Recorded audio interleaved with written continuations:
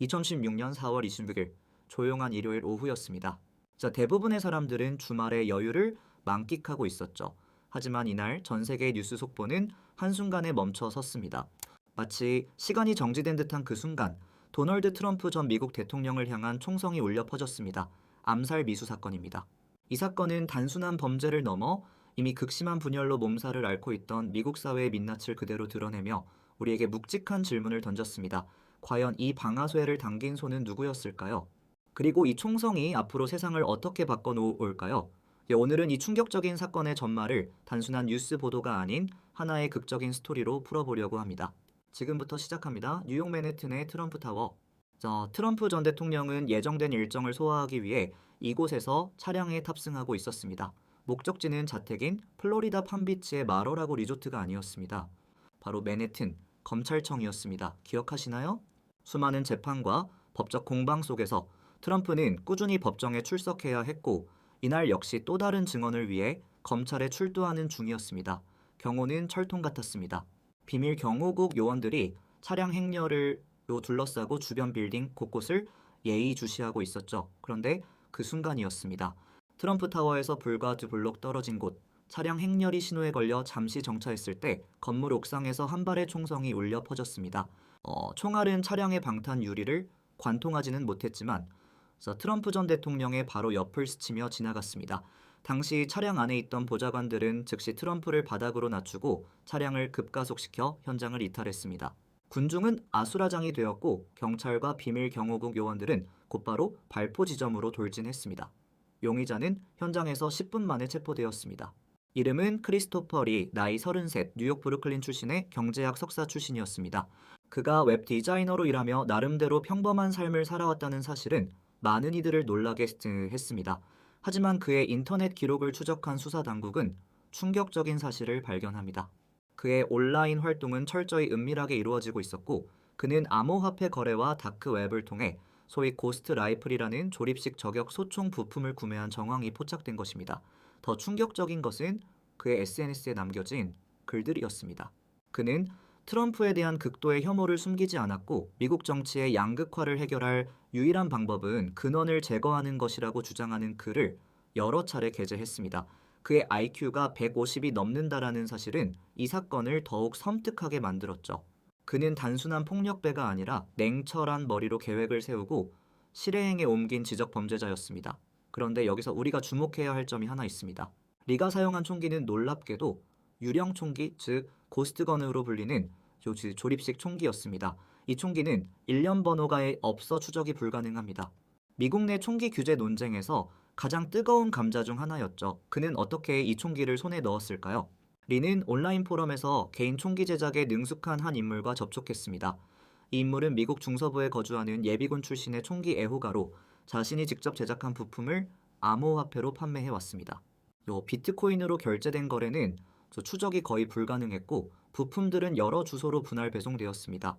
리는 이렇게 받은 부품들을 자신의 작업실에서 조립했고 치명적인 살상 무기를 완성했습니다.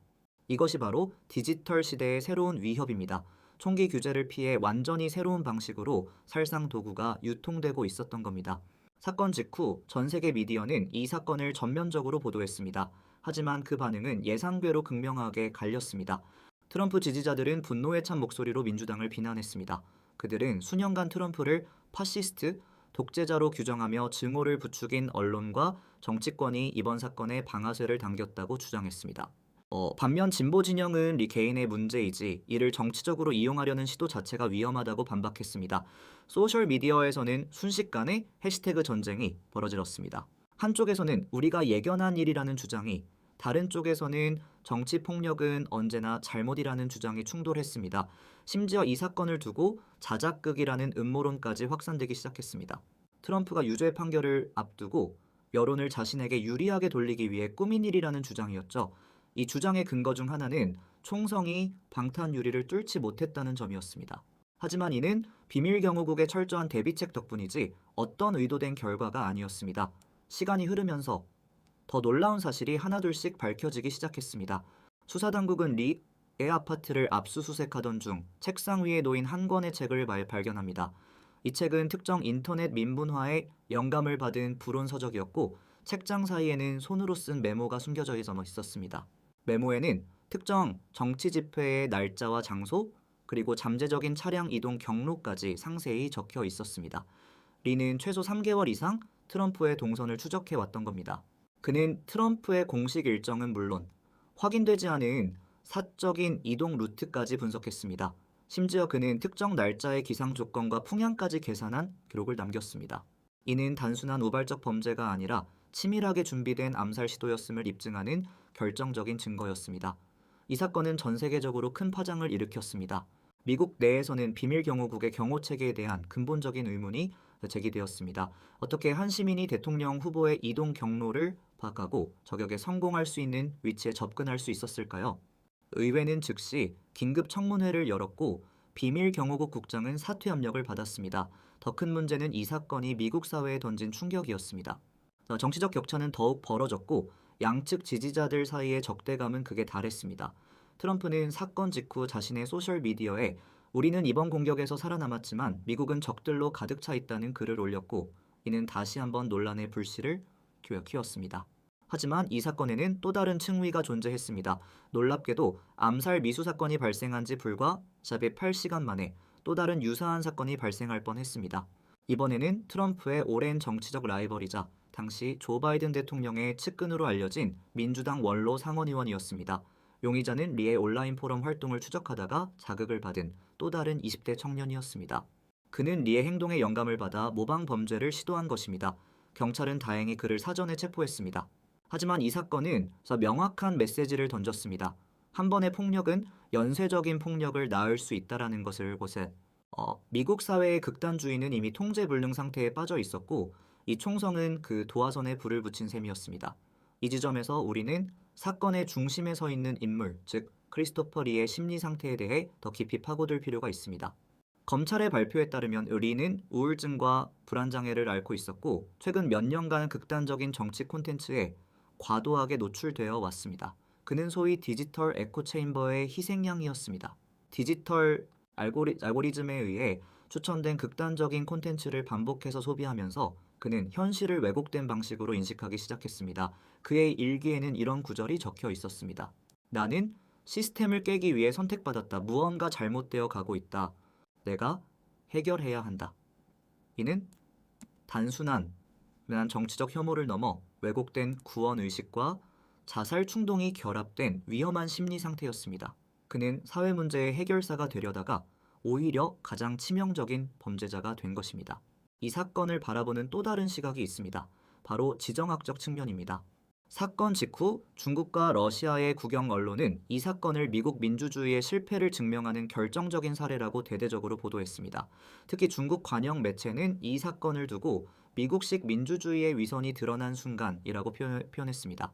러시아 역시 미국 내 극단주의가 폭력으로 전환된 것은 시간 문제였다며 조롱하는 듯한 반응을 보였습니다. 이는 단순한 내정 간섭을 넘어 미국이 글로벌 리더십을 유지하기 위해 내세운 도덕적 우월성에 균열을 내기 위한 의도된 정보전의 일환이었습니다. 오늘날의 세계는 하나의 국가 내부의 사건이 어떻게 전 세계적인 담론과 힘의 균형에 영향을 미칠 수 있는지를 보여주고 있었습니다. 정치권의 반응도 다양했습니다.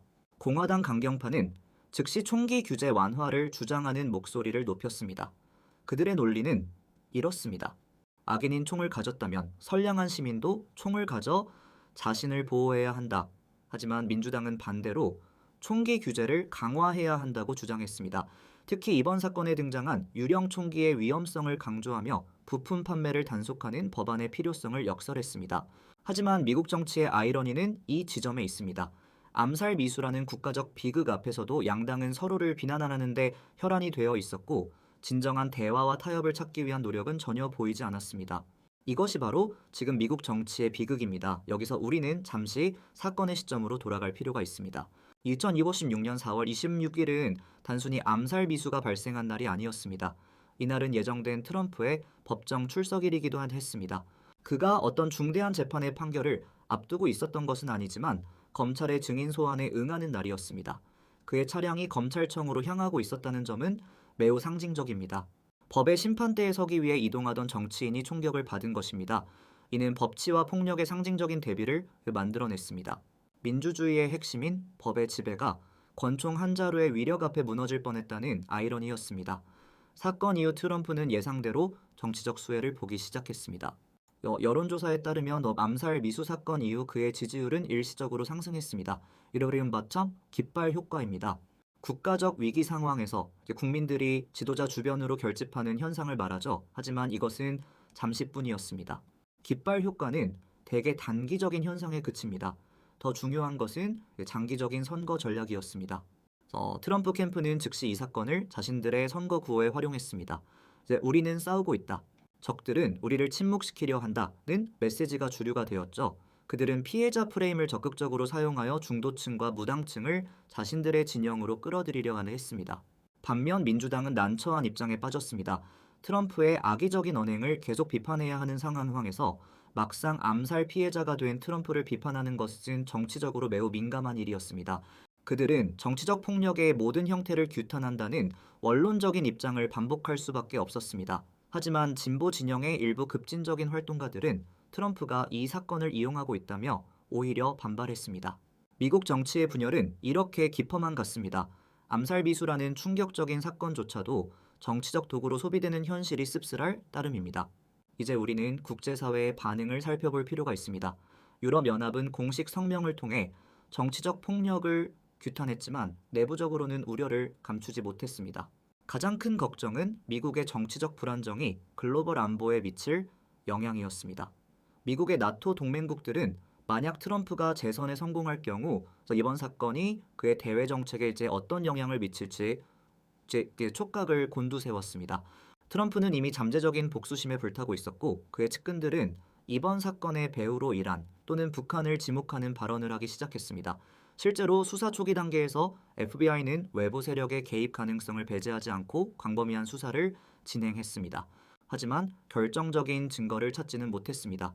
그럼에도 불구하고 트럼프 지지자들은 외부 세력의 소행일 것이라는 확신에 가득 차 있었고 이는 다시 한번 허위 정보의 확산을 부추겼습니다. 여기서 우리가 간과해서는 안 될 사실이 하나 있습니다. 이 사건은 인공지능과 딥페이크 기술의 위험성에 대한 경고이기도 합니다. 사건 발생 직후 온라인에는 수많은 가짜뉴스와 조작된 영상이 급속도로 퍼졌습니다. 트럼프가 총격을 받은 장면을 딥페이크 기술로 조작한 영상 용의자리가 특정 정치 세력과 연결되어 있다라는 허위 주장, 심지어 리가 외국 스파이라는 음모론까지 등장했습니다. 이러한 정보 혼란은 사회의 분열을 더욱 가속화했습니다. 사람들은 자신이 믿고 싶은 정보만을 선택적으로 소비했고 서로 다른 현실을 사는 듯한 모습을 보였습니다. 이것이 바로 오늘날 정보화 사회의 이제 어두운 그림자입니다. 총알보다 더 위험한 것은 우리의 인식과 믿음을 조작하는 가짜 정보일 수 있습니다. 시간이 조금 더 흐르자 용의자리의 법정 공방이 본격적으로 시작되었습니다.